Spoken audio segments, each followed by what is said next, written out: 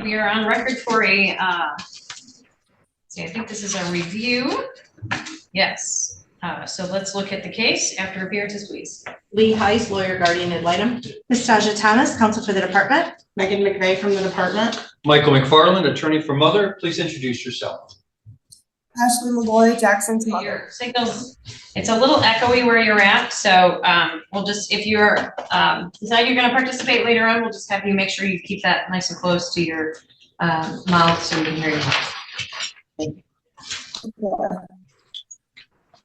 That's nice. Thank you, Your Honor. I visited with the child face to face with the mother in the placement. I continue to see a very stable mother.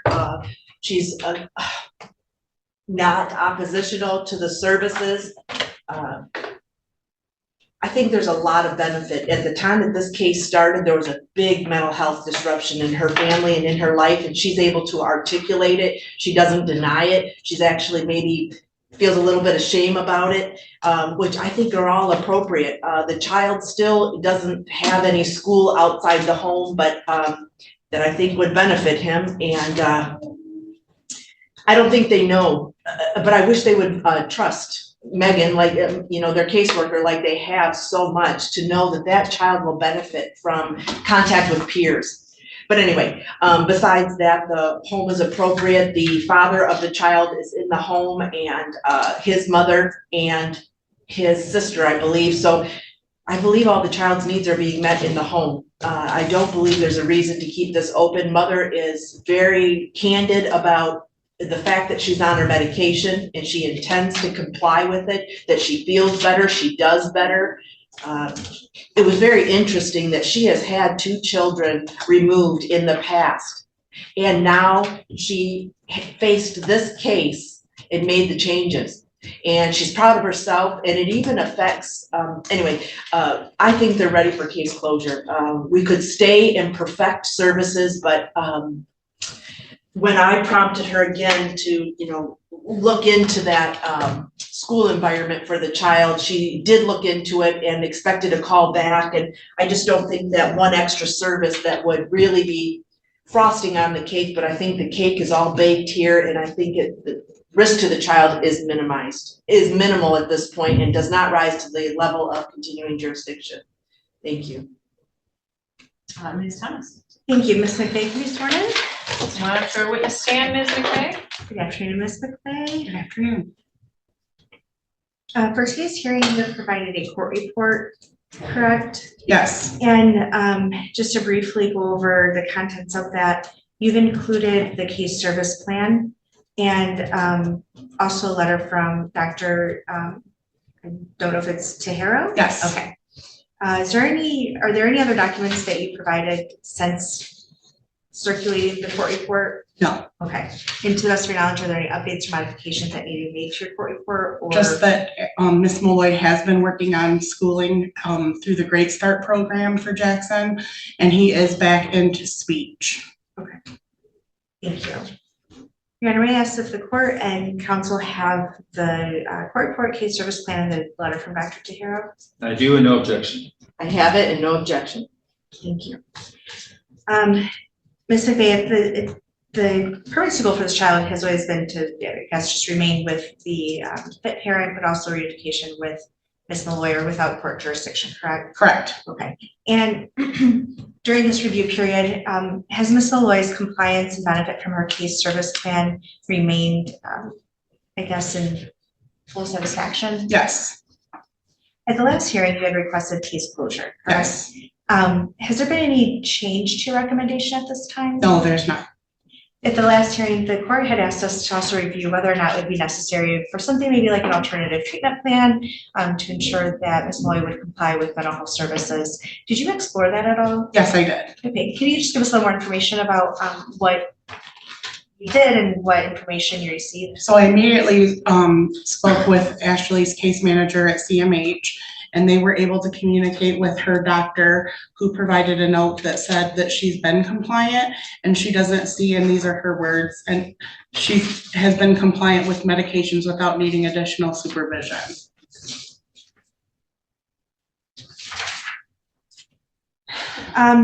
So the initial order of disposition, I believe, that hearing, I think, took place on February 22nd of 2023. Since then, has there been any concern about Ms. Malloy maintaining her, I guess, psychiatric treatment and just really addressing her mental health and being stable? No, she's been compliant with her appointments. If she has to take, reschedule an appointment, she always reschedules it right away, so there's no lapse in time with anything, and she's been compliant with all services. Do you believe that there is any further risk of harm to this child if the court were to release jurisdiction today? No. Is there anything else that you would like to bring to the court's attention from your court report or information that you have? No, there's not. Thank you. Uh-oh. Your Honor, I just wanted to clarify, on my files, I did not have the letter from Dr. Tahiro attached. No, Do you do I. have yours? I don't either. Okay, I was gonna raise that. okay. Yeah, for some reason, it's just not attached to, I think, the electronic version. It might have maybe didn't get through the scanner or something, or attached to the last page. So I'm just gonna ask you to read it into the record. I can do that. Yes. It says, December 13th, 2023, R.E. Ashley Malloy, may concern. Ashley Malloy is currently under treatment at Lenawee Community Mental Health Authority. I would like to confirm her voluntary participation in treatment. She has been compliant with medications without needing additional supervision. Current diagnosis is schizoaffective disorder, bipolar type, unspecified, anxiety disorder, and cannabis use disorder, mild. Current medications are Ambien CR, Ativan, buspirone, gabapentin, Proazen, Prozac, Remeron, Trileptal, Zyprexa. Last appointment kept 10/11/23. Next appointment 12/15 of 23. And that's signed by Dr. Tahiro. Thank you. Ms. McVeigh, would it be possible to provide that to the court so the court can mark it as an exhibit today? Or is Yes, that your only copy? I don't know how it didn't end up in my, Okay. as an attachment, so of course I'll send it. Can we take it today to give to the court? Sure. Okay, thank you. Your Honor, would you accept it as an exhibit? Any objections? No objection, I'm just glad you didn't have to pronounce the medication. I have no objection. Deputy Ames, if you don't mind passing that. Would you like me to make a copy of it? Oh, I have a copy, thank you. Very good, thank you. Thank you, it has been received and marked. I have no further questions and move to the court report with the case service plan as well. Thank you. No objection. No objection. The report and letter are now, while the case service plan as well, are now part of the record. Questions, Mr. McGrath? I don't think I can do any better than the answers already given, so no. Ms. You talked to the CMH worker who wrote that letter, right? That's Dr. Tahiro's letter, not a CMH worker's letter. How are they monitoring that she's taking her medicine? Self-report? I'm not sure. I think what the case manager explained to me was she's been on her medication. She has not had a new incident of mental health crisis since this case has been opened, and she's been compliant with her medications. And I'm not sure if they're testing her for medications or not, but I do believe that if she was not taking her medications, that her behavior would be extremely different than what it is. Nothing further. Do we know how long her longest stretch of compliance with medication and treatment has been since she's had her diagnosis? Probably right now. Do you think that Dr. Tahiro understands that for the entire duration of time that she's been seeing Ms. Malloy, that Ms. Malloy has been under the supervision and jurisdiction of this court? Yes. She does know that? Yes. Okay. Because the reason I'm asking is because it says she has been compliant with medications without needing additional supervision. And to me, there's very few forms of supervision that are less intrusive than this one. So it seems counterintuitive to me that she would make that statement in light of our supervision. Does that concern you? No. it doesn't really, I mean, Miss Malloy's been compliant for, well, almost a year or over a year. And for a long time, she was screening positive for her mental health medications. That hasn't been necessary because she's gone so long with being compliant and taking her mental health medications. Are you familiar with her diagnoses and the percentages of individuals who are able to voluntarily effectively take medications and adhere to treatment programming? No, I'm not.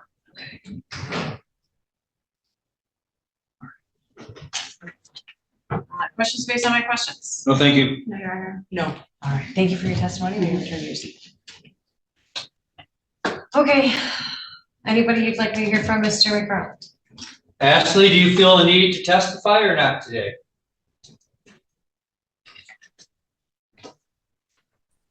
I'm okay. Okay, that means you do not wish to testify? No, I'm okay. Witnesses, thank you. I actually would like to hear from your client. Deputy, would you swear in Ms. Ashley Malloy, please? Okay, Ms. Malloy, I'm gonna ask you a few questions. And this isn't because I have anything against you, but my job here is to make sure that your child is gonna be in the safest and most secure environment before I let go of the case. You understand? Yes, ma'am. Yes. Okay. How long have you had the diagnosis that was just read into the record by Dr. Tahira? How long have you been diagnosed with that? I would say it's been over a year. All right. Did you have symptomology before that you would now associate with that particular diagnosis? What do you mean? So, Dr. Tahiro indicated that you have schizoaffective disorder bipolar type, unspecified anxiety disorder, and cannabis use disorder mild. So that's 3 things. How long have you struggled with schizoaffective disorder bipolar type, if you know? That one, about 5 years. Okay. And before this past year, were you able to maintain periods of treatment on a voluntary basis?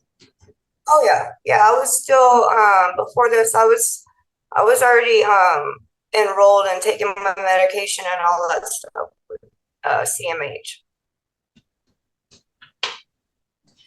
Okay, so are you telling me that at the time CMH or CPS got involved with your family that you were seeing your psychiatrist and you were being treated for that diagnosis? Yes. Okay, so what do you think caused the issues then that brought your child into care? I think it was the fact that I decided I didn't need to take my medication anymore, so I stopped taking it. And that's what happened. And now I realize I have to take my medication until, Dr. Tahira, when I figure something out, or for the rest of my life. I mean, I might have to. So how many times has that happened in the past where you take your medication, but then all of a sudden you decide not to take it anymore? That once. I'm sorry, that broke up. What was your answer? It only happened that one time. Okay. Anyone have questions based on my questions? Ms. Malloy, isn't it true that also in that time frame, right when our case opened up, you had moved from Texas and lost all your doctors and all that kind of stuff? Isn't that right? Right. I was also in a CMH down in Texas as well before I came here.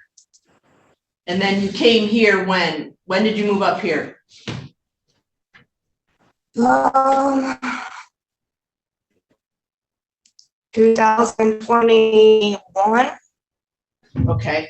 And when you got here, you ran out of medicines. That's what you told me. Isn't that right? Right. Yeah. And I thought I was okay because I had been off of them. So I just, and I was okay for a little bit, but then yeah, I need them. And someday you would like to be off all your medicine, or some of them, right? Yes, because I mean, all those medications, it's affecting my liver, and I'm just worried about that. And yeah, I don't want to be on all this medication for the rest of my life. And you talk to your doctor about it, and you talk to them about when it's, tell the judge what the doctor told you when you told them that you want to come down off your medicines. It's not the right time. Eventually we will, and we're gonna lay down off a few of them. Okay. And see how I feel. Okay, I went ahead and tried to stop your video to try to help with the connection issues, but we're having, I didn't catch your last answer. Would you try it again, please? All right, your signal is really bad, frankly. Is there another place that you could? All right, well, that came through okay. Do you want to try to reiterate, if you remember, the last answer to Ms. Heiss's question? No, I just needed to hear the question again. I'm sorry. Will you tell the judge when you discussed coming off your medicines with your doctor, what did your doctor say? I can't at the moment, but eventually we are going to wean me off some of them and see how I, act off of them. And then maybe I can stay off of them. Thank you. That concludes my questions. I have just one question. Ashley, is it true that you're not going to try to get off any medications without discussing this with a doctor and following your doctor's instructions? Would that be an accurate statement? Yes. Would it also be accurate that if you feel some type of episode or something coming on, that you have support that you can reach out to, such as your doctor, to address that? Is that true? Yes, for sure. No further questions, Your Honor. So, Ms. Malloy, I see here that you also have some history with use of substances and, of course, the marijuana.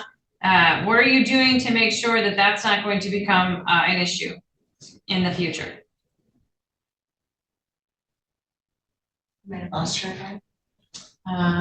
she appears to be logged in, but her video feed's trying to. Maybe I can redirect that question to Ms. McVeigh. It's kicking me off. Yeah, that's because wherever you are, your signal's not good.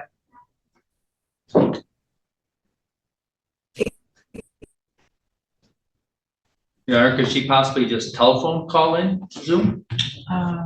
Sure, that's fine with me. Let's go to Ms. McVeigh. Ms. McVeigh, do you think during the time that you've supervised the case that Ashley has taken strides to understand the impact of alcohol and marijuana, as well as their impact with her diagnosis on the mental health front? I do. And that was through her, what? Can you remind me what services she did on She that? participated, it was through her CMH with her CMH, because she was doing peer support, she was doing counseling, she had case management. And so she had all the services through CMH. So adding an additional service, she had one at the very opening of this case, she had a positive drug screen. And after that, they were positive for her mental health and sometimes positive for THC, and that's it. So she has reached that goal. And then, were you able to read and understand any of the events that led to the termination of her rights in Texas for her other two children? Yes, but it's been a very long time. Okay, that's fair. I just wonder if we have facts and circumstances that are similar or different. Do you remember? I don't remember. All right, that's fair. All right, any other questions for your client or Ms. McVeigh? No, thank you. Ms. Foster. From our attorneys, any other questions for anyone else? No, thank you. No, Your Honor. All right, comments? I have no comments, Your Honor. Your Honor, according to my notes, you had asked that we have one more reporting period to see how my client's doing. She's been consistent. It appears to be what she's done the entire year. Question is there a risk of harm if we close this case? I've heard from both the guardian ad litem and from the worker that there's not. They're the experts in this case, not myself. We've also had the letter from Dr. DeHara, who is also another expert, which I think overwhelmingly supports case closure. Thank you. Ms. Heiss? Thank you, Your Honor. I want to remind you that in this family, there is still a dad who lives in the home with the child. There is a paternal grandmother and paternal aunt. So there is a buffer between her. At the time, I think they were living, she was making a lot of money off her medications. She was bartending. Her life was so different. She owned the house that everybody lived in. This is a lot different, so that there are these protections. I don't smell THC in the home, definitely cigarettes, but I don't smell THC, and they do smoke inside, so you'd think I'd smell whatever they're smoking.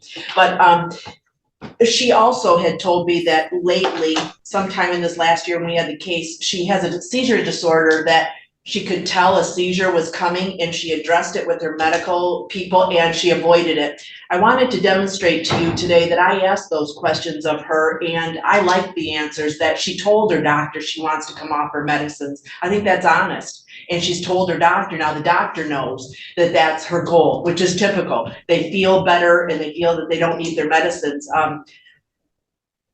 I think you're probably the expert because you see these cases when we don't have CPS open and the things that, awful things these folks go through when they don't have this extra layer of protection.